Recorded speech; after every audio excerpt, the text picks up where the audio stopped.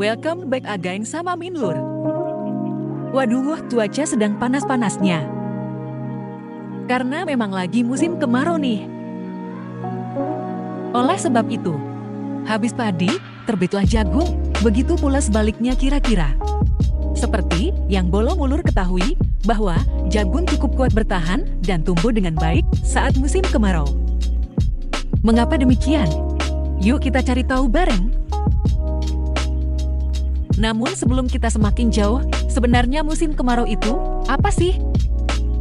Kemarau, atau juga disebut musim kering, adalah musim di daerah tropis yang dipengaruhi oleh sistem musim. Dalam kurun waktu tertentu, disebut musim kemarau jika curah hujan per bulan berada di bawah 60 mm per bulan atau 20 mm per dasarian selama 3 dasarian secara berturut-turut.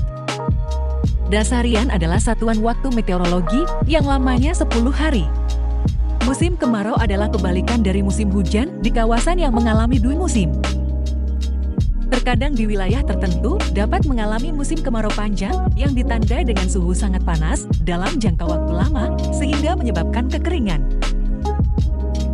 Kondisi ini juga berkaitan dengan fenomena El Nino dan La Nina. Masa kemarau di berbagai negara di dunia berlangsung pada waktu berbeda-beda. Untuk wilayah Indonesia, biasanya kemarau terjadi pada bulan April hingga September. Selanjutnya berganti dengan musim penghujan yang didahului dengan masa transisi atau dinamakan musim pancaroba atau peralihan. Nah, itu tadi penjelasan singkat tentang musim kemarau. Sekarang kembali ke topik, kira-kira kenapa tanaman jagung mampu bertahan dengan baik di musim kemarau?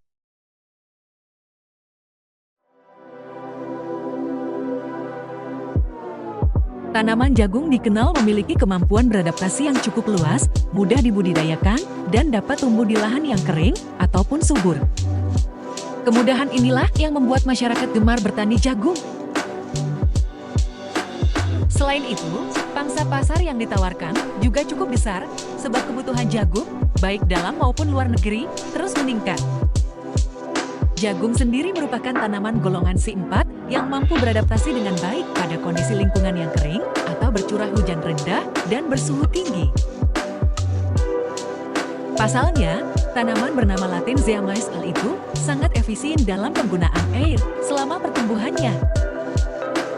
Tingkat penggunaan air tanaman jagung selama pertumbuhannya tergolong sedang, berkisar antara 500 sampai 800 mm atau hanya membutuhkan curah hujan 100 sampai 200 mm per bulannya.